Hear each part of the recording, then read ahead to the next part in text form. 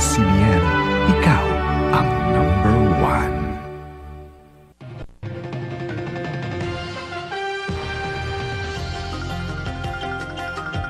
Narito na nagbabagang balita sa oras na ito.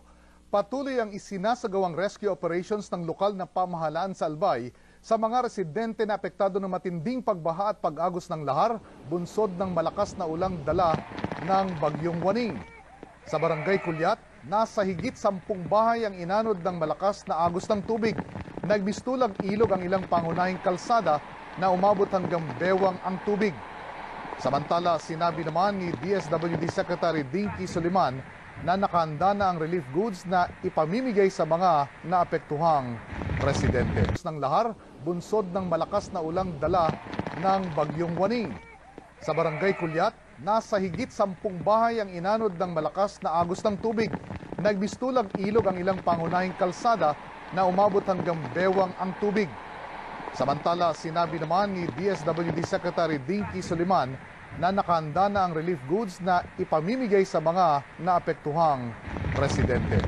Sa Barangay Kulyat, nasa higit 10 bahay ang inanod ng malakas na agos ng tubig.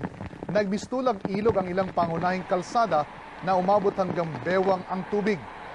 Samantala, sinabi naman ni DSWD Secretary Dinky Soliman na nakahanda na ang relief goods na ipamimigay sa mga naapektuhang residente. Maging una sa balita, i-text ang alert on sa 2366. At narito na mga balitang dapat abangan mamaya sa TV Patrol.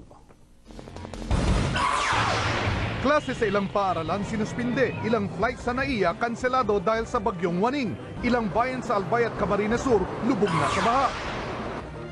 3 na patay sa nahulog na bus sa Skyway. 7 sasakyan nagkarambola sa EDSA, resulta buhol-buhol na traffic.